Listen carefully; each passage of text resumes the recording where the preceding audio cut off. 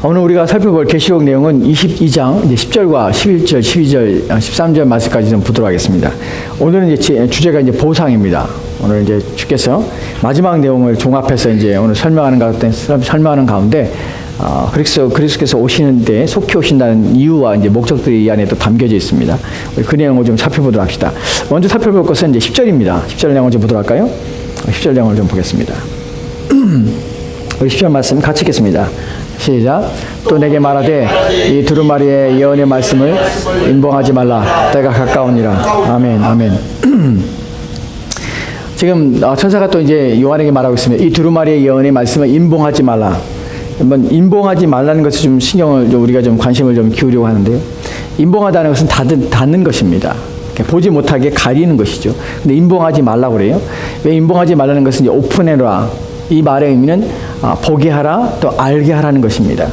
여기 임봉하지 말라는 의미 속에서 우리가 알게 되는 것은 뭐냐면 이것이 연결되는 곳이 이제 우리가 처음에 계시록의 첫 번째 봤을 때 1장 3절 말씀과 연결이 됩니다. 거기서 이제 왜 임봉하지 말할까? 왜냐하면 이것을 알려져야 하기 때문에 그러고 또 알려진다는 것은 읽히기 위해서고 또 읽힌다는 것은 그것을 읽은 자들이 그것을 지켜내는 사람들을 살도록 요구받기 때문에 이 예언의 말씀을 임봉하지 말라는 것이 본문에서 두루마리의 이 예언의 말씀이라는 것들을 좀 주목해 보셔야 되는데 이 두루마리가 가리키는 것은 뭐냐면 지금 요한이 받고 있는 요한 계시록을 말합니다. 이것은 예언의 말씀이죠. 1장 3절 말씀 보면 이렇게 기록되어 있죠. 요한계시록 1장 3절 말씀입니다. 같이 읽겠습니다. 시작. 이 예언의 말씀을 읽는 자와 듣는 자와 그 가운데 기록한 것을 지키는 자는 복이 있나니 때가 가까움이라. 아멘. 아멘. 이 예언의 말씀을 읽는 자와 듣는 자와 그 가운데 기록한 것을 지키는 자는 복이 있나니 때가 가까움이라. 아멘. 아멘. 이것이 요한계시록 첫 번째의 이제 1장에서 나오는 내용들이에요. 여기서도 이 예언의 말씀이 나오죠. 이제 주실 말씀이에요. 그런데 이제 22장에서는 종결이에요. 이제 다 주신 말씀이에요. 요한에게 주신 말씀이에요. 그것을 임봉하지 말라. 왜 임봉하지 말라니까 읽어야 되기 때문에 그래요. 또한 여기서 본문에서 읽는다와 듣는다는 의미는 어떤 의미를 가지고 있냐면 회당에서 예배 시에 한 사람이라서 읽는 것이 그게 단수라고 했죠. 읽는 자는 단수입니다. 듣는 자는 복수예요. 그러니까 많은 청중이 듣고 있는 것이에요. 근데 읽는 것과 듣는 것의 목적은 무엇이냐면 지키기 위함이에요. 지키는 것이에요. 다시 요한계시록 22장 10절 말씀에서 임봉하지 말라는 것은 읽혀야 되고 들어야 되고 또한 무엇을 가리키냐면 지켜야 되는 것을 가리키는 것이에요. 하나님 말씀 우리 가운데 주시는 이유가 뭐냐면 그 말씀을 지키는 것이에요. 근데 본문에서 이 예언의 말씀을 임봉하지 말라. 그것은 알게 하는 것이고 이해하는 것이고 깨닫게 하기 위함이에요. 왜냐하면 알아야 이해해야 깨달아야 뭐가 일어납니까? 행하는 것이에요. 그대로 사는 것이에요. 요한계시록이 여러분 요한계시록 임봉하지 말라는 말씀에서 요한계시록이 우리 가운데 알려지고 깨닫게 해서 이해되는 것이 무엇이 있습니까? 우리가 1장부터 쭉 살펴봤을 때 요한계시록 우리 가운데 이해되고 알게 되는 목적들을 좀 내용들을 좀 살펴보면 여러 가지 있죠. 근데 하나로 종합하면 무엇이냐면 하나님의 구원이 어떻게 완성되자면 그 구원의 과정들은 어떻게 진행되는가 하는 부분이에요. 거기에 대한 내용들이 뭐냐면 심판이 있었죠. 경고가 있었습니다. 또한 하나님의 이 땅에서 심판과 또한 박해와 또한 핍박이 있는 것이에요. 그러니까 성도들이 요한계시록을 우리가 읽고 이해해야 되는 부분이 뭐냐면 주님 오시는 그날까지 우리 가운데 어떤 일이 있을 것인가 하는 부분이에요. 왜 그것이 중요합니까? 1장 1절에 주님께서 뭐라고 하냐면 이것을 내 종들에게 알게 하시기 위해서라는 표현을 쓰죠. 알게 한다는 말은 무엇입니까? 보게 하시는 것이에요. 이것을 형상화 이미지에서 우리 가운데 보게 하시고 깨닫게 하시는 것이에요. 왜 깨달음이 필요합니까? 왜냐하면 그걸 통해서 우리는 뭘 알게 되냐면 우리의 믿음이 내가 지금 바른 길을 가고 있는가 하는 부분에서 자기 점검이 있을 수 있고요. 또한 거기서 얻어지는 것 보시면 우리의 격려와 위로입니다. 왜냐하면 왜 예수 믿는데 환난이 올까? 왜 예수 믿는데 박해가 올까 하는 것들 때문에 우리는 두려워합니다. 그리고 여전히 변화되지 않고 여전히 막강한 힘과 세력으로 역사하는 이 세상이 종말이 올 것 같지 않다는 것이에요. 그들이 이길 것처럼 보여요. 현상 속에서. 그런데 우리는 계시록 통하여 뭐가 오냐면 그 날에 그들이 한순간에 멸망할 것을 우리는 알게 되는 것이에요. 요한계시록 신자들에게 무엇을 주게 되냐면 위로와 격려를 줍니다. 이 말씀 우리가 자꾸만 들어야 되는 이유가 깨달아야 되는 이유가 무엇이냐면 주의 나라가 오고 있다는 사실이에요. 그리고 이 믿음의 말씀, 약속의 말씀을 부여잡고 사는 자들에게는 결국 끝날에 가서 우리는 새 창조 속에서 우리는 주님 앞에 서게 될 뿐만 아니라 우리는 그리스도의 아름다운 신부로 혼인잔치에 들어가게 되는 것이 이것이 우리가 소망하는 것입니다. 주와 함께 있는 것이. 요한계시록을 읽으면 읽을수록, 요한계시록 예언의 말씀을 우리가 깨달으면 깨달을수록 우리는 무엇을 하게 되냐면 끊임없이 주님 앞에 거룩한 자의 삶을 살게 되는 것이에요. 이것이 이제 이후에 나오는 말씀 속에서도 함께 포함되고 있습니다. 이제 그 다음에 나오는 내용들을 좀 이제 11절 말씀을 11절 말씀 다시 보도록 합시다. 여기 보면은 불의를 행한 자는 그대로 불의를 행하고 더러운 자는 그대로 더럽고 의로운 자는 그대로 의를 행하고 거룩한 자는 그대로 거룩하게 하라. 아멘. 아멘. 본문에 보면 지금 10절과 11절, 12절, 13절은 사실은 이게 전체가 사실은 요한계시록 22장의 마지막 종결에 의하면 6절부터 시작되는 것은 이게 막 두서없이 제가 써있다고 그랬죠. 근데 이 내용 속에서 연결돼서 종말의 의미, 종결의 의미, 무슨 이제 말씀하고자 하는 의미들을 하나씩 내용들을 기록하고 있는 것이. 11절 말씀은 10절 말씀의 내용들, 10절 말씀에서 뭐라고 했습니까? 이 예언의 말씀을 임봉하지 말라. 왜 임봉하지 말라면 때가 가깝기 때문에 임봉하지 말라 그래요. 여기서 때가 가깝다는 것은 무슨 때죠? 그리스도 계속해서 오시는 때예요. 그래서 그 때를 생각하고 계시록을 읽어서 경각심을 갖게 하고 그 경고하심을 듣고 그 때를 사모하는 자들은 그러면 그들에게는 상이 있는 것이. 본문에 보면 그것을 읽는 자와 읽지 않은 자, 이것을 깨달은 자와 깨닫지 못하는 자, 이해한 자와 이해하지 못하는 자가 그 극렬하게 갈리는 것을 보게 됩니다. 본문에 보면 불의를 행하는 자는 그대로 불의를 행하고 더러운 자는 그대로 더럽고, 여기서는 두 개의 단어가 쌍으로 대조되고 있죠. 불의와 더러운 자가 의로운 자와 거룩한 자와 쌍을 이룹니다. 불의한 자는 무엇과 쌍을 이룹니까? 의로운 자와 쌍을 이루고요. 또 더러운 자는 무엇과 쌍을 이룹니까? 거룩한 자와 쌍을 이루어요. 근데 이게 대조 속에서 우리가 여기서 중요하게 봐야 될 단어가 뭐냐면 그대로란 단어예요. 불의한 자는 그대로 불의하게, 더러운 자는 그대로 더럽게, 의로운 자는 그대로 의롭게, 또한 거룩한 자는 그대로 거룩하게. 여러분, 이 11절 말씀을 자세히 보면, 이 의미를 살펴보면 이것은 결정론이라고 해요. 왜 결정냐면 이미 된 상태 그대로 놓는 것이, 바뀌지 않은 것처럼 본문에서 결정론을 얘기하고 있다는 것이에요. 불의한 자가 의로워지지 않고요, 더러운 자가 거룩해지지 않아요. 불의한 자는 그냥 불의한 자로 끝나, 더러운 자는 더러운 자로 끝나. 근데 또 반대로 의로운 자는 의로움으로 끝나고 거룩한 자는 거룩함으로 끝나요. 그러니까 결정론이라는 의미를 가지고 있어요. 그러니까 결정된 것처럼 말하고 있다는 사실이에요. 왜 그럼 결정론을 얘기할까? 왜냐하면 지금 10절 말씀에서 마지막에 보면 때가 가까우니라고 말을 해요. 종말의 때가 가까우면 가까울수록 이 본문에서 11절 말씀에서 우리가 주는 경고는 무엇이냐면 이것은 회개의 종말이 가까우면 가까울수록 회개할 수 있는 가능성과 회개할 수 있는 일들이 극히 줄어들며 더 이상 회개를 하지 못하는 상태에 이르겠다는 것을 보여주는 것이, 완전히 결정된 것은 아닙니다. 근데 이런 경고 속에서 우리 가운데 주는 의미는 무엇이냐면, 사실 이것은 불신자에게 주는 말씀이 아니잖아요. 신자들에게 주는 말씀이에요. 우리 가운데 신자들이 이 결정론에서 얻게 되는 것은 이런 것은 아닙니다. 그래, 의로운 자는 의로움으로 끝이 날 것이고 거룩한 자는 거룩함으로 끝이 나니까 나는 아무것도 안 해도 나는 의로운 지금 형태가 끝까지 그냥 가만히 있어도 의로운 상태가 될 것이다, 거룩한 상태가 끝까지 거룩한 상태가 될 것이다 라고 생각해서 이 본문을 이해하는 것은 안 됩니다. 본문에서 말하는 의도는 무엇이냐면, 왜 결정론적으로 얘기를 하냐면, 왜냐하면 이들의 가운데 이들의 삶은 종말이 가면 갈수록 이들의 삶은 이미 박혀서 그 삶이 습관화가 되어서 바뀌려고 하지 않는다는 것이에요. 완악한 자는 밖에서 회개하지 않는 것이 아니라 회개할 수 있는 것이 아니라 그들은 그 완악함의 습관과 삶이 끊임없이 완악함을 이끌어갑니다. 그러나 지금 경건한 자는, 그것이 삶이 되고 습관이 된 자는 끊임없이 그 거룩한 삶으로, 의로운 삶으로 자기 인생을 만들어가게 된다는 것입니다.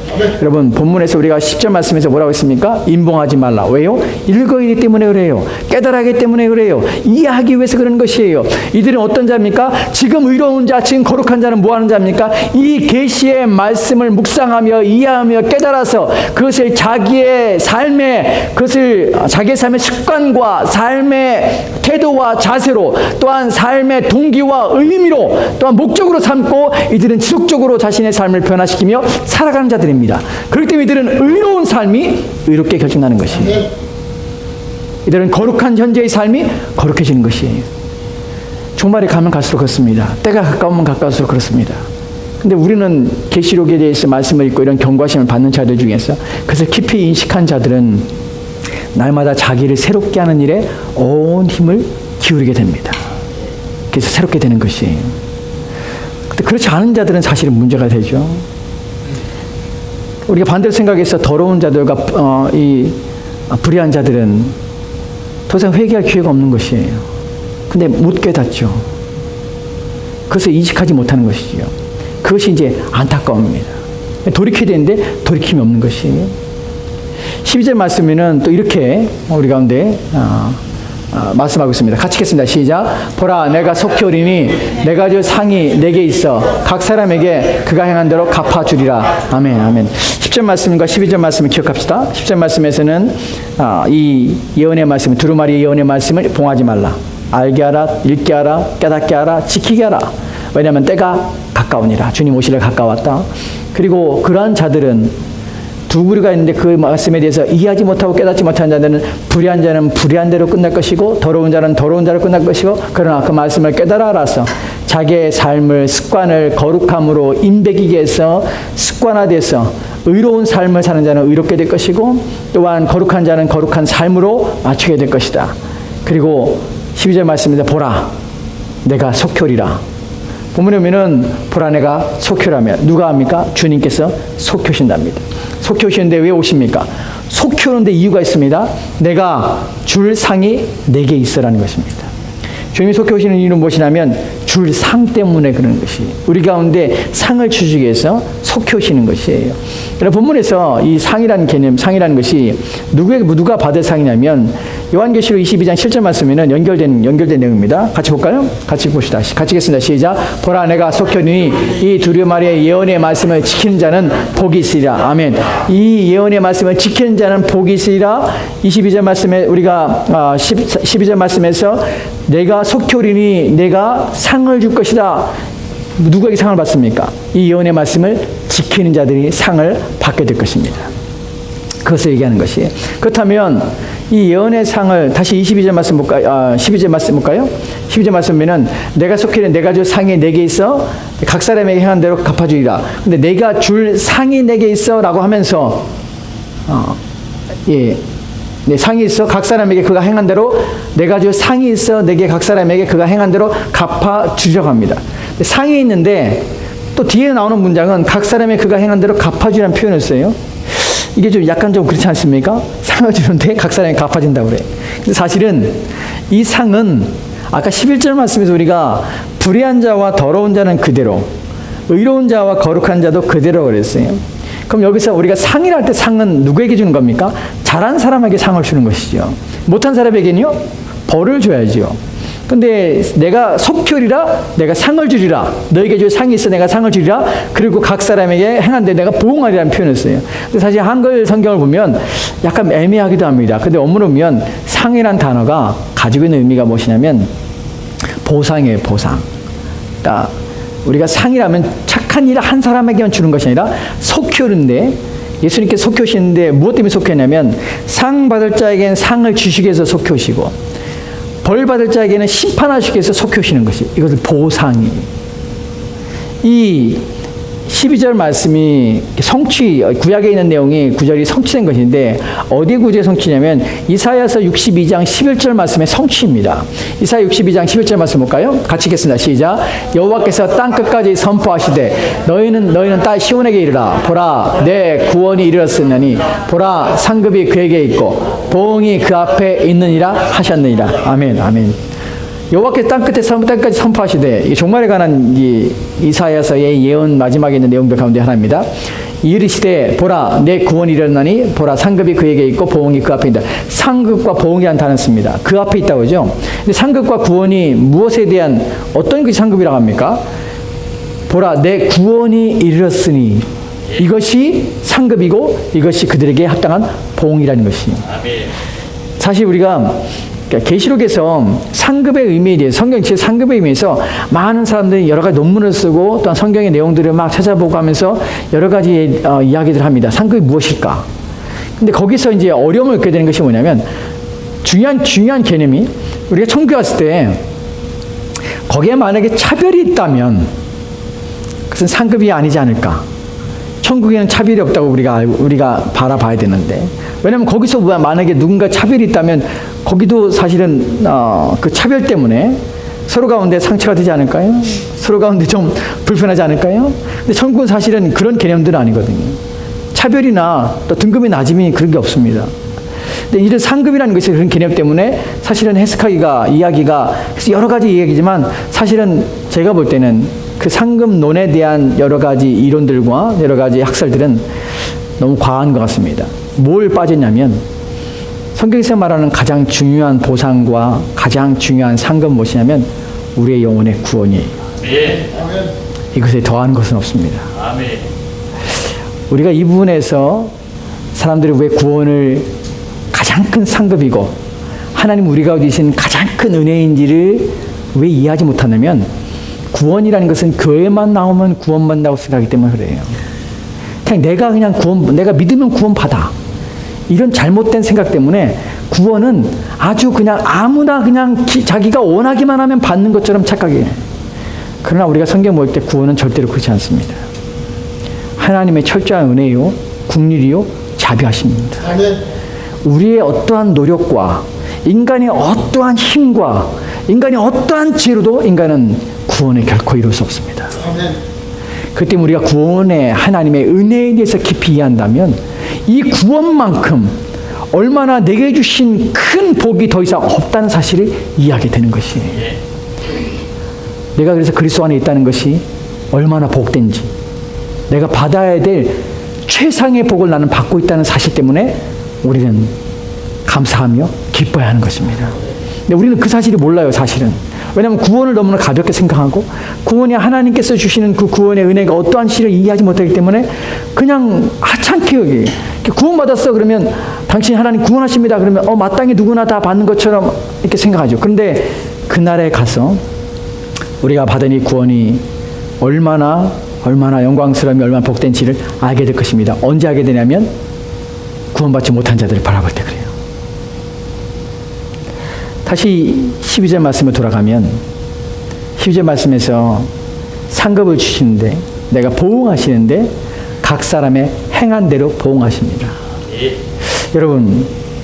여러분이 이제 시험의 어떤 이렇게 큰 결정 앞에 누군가 여러분에게 이제 되고 안 되고에 또는 승인과 불승인의 어떤 그런 기로에 있다고 생각해 봅시다. 그런 경험도 한 번씩 해보죠. 됐으면 좋겠다, 됐으면 좋겠다. 여기 됐으면 좋겠다. 막 긴장하고 있죠. 근데 거기서 당신은 안 됐습니다라는 말을 쓸 때 얼마나 좌절감과 실망감이 있습니까? 그 긴장감이 얼마나 극도로 심하게 있을까요? 근데 우리의 영혼과 우리의 생명이 달려있는 그 순간에 만약에 그에게 나는 너를 도무지 알지 못하노라 이 말을 들을 때는 그것은 다리가 후들리는 정도가 아니에요. 그냥 털썩 주저앉는 정도가 아니에요. 그때는 온 땅이 그냥 아무것도 보이지 않는 그런 절망의 상태예요. 그러니까 뭐라고 합니까? 산들아 무너져서 내 위를 덮으라. 그 절망감과 그 실망감은 이루 말할 수 없어 사람들 슬픔에 이를 갈며 바깥 어두운 데 던져집니다. 여러분, 구원이 그냥 우리가 함부로 그냥 난 구원받았어 이렇게 안주하거나 생각할 부분이 아니에요. 그것은 우리의 전체, 우리의 삶의 전부를 거기에 걸고 우리는 살아야 돼요. 그것이 가장 복된 것이기 때문에 그것을 만약에 잃는다면, 그것을 잃어버린다면 우리 가운데 얼마나 우리 인생이 얼마나 절망스러우며 그 날이 온다는 것 자체가 얼마나 우리 가운데 불행한 날인지를 생각하게 되는 것이. 근데 그걸 생각하는 자들은 그리스도 앞에 나오는 것이에요. 근데 그걸 생각하지 못하니까 여전히 안 나오는 것이죠. 죽기를 두려워하여 그 사단에 의해서 종에 매여서 인생을 끝까지 살아가면서 불구하고 그들은 끊임없이 하나님 앞에 나오지 않고 있지요. 그리고 나중에 그때에 가서야 피눈물을 흘리는 것이죠. 왜냐하면 그리스도 앞에 버려졌다는 사실 때문에. 그래서 구원은 우리 가운데 가장 큰 복이자 가장 큰 은혜이자 하나님 우리 가운데 허락하신 가장 큰 복된 것입니다. 우리는 이 구원을 우리 가운데 주신다는 것입니다. 다시 12절 말씀에는 그가 행한 대로 갚아주리라, 보응하실 것입니다. 악을 행한 자에게는 그 악에 대해서 하나님께서는 갚아주실 것입니다. 이 부분에 대해서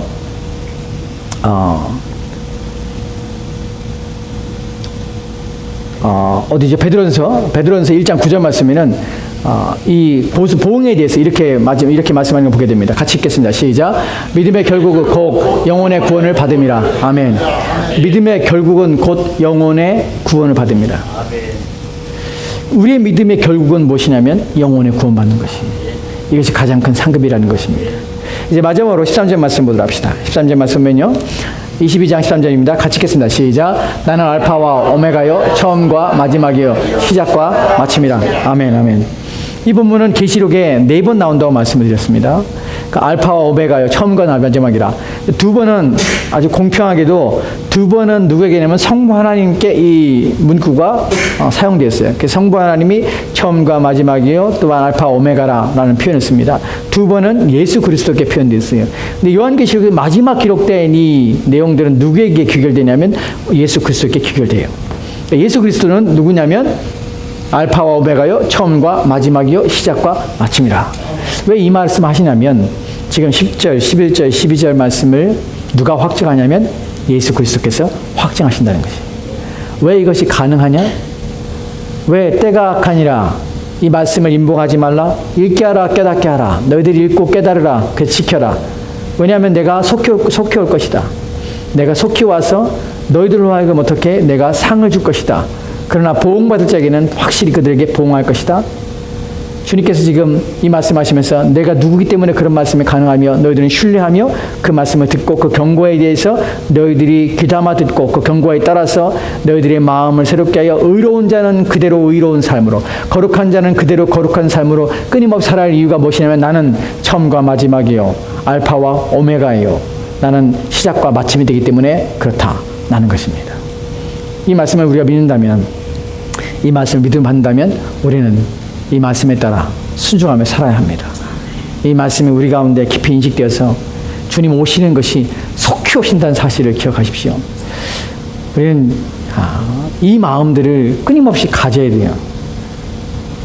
주님께서 속히 오신다는 것을 우리가 늘 생각한다면 잠시도 우리의 삶을 허투루 살거나 쓸모없이 우리 인생을 허비하거나 낭비하지 않게 됩니다. 이런 긴장감이 신자들의 마음에는 늘 지속돼야 돼요. 그래야 깨어있게 돼요. 내가 속히 오리라. 왜 속히 온다고요? 내가 내게 상을 주기 위해서. 우리에게 오시는 그리스도, 우리를 위해 오시는 그리스도, 속히 오시는 그분 앞에 우리의 구원이 있음을 알고 그 구원이 속히 완성되고 성취되기를 또 고대합니다. 같이 기도할까요? 오늘 주신 말씀을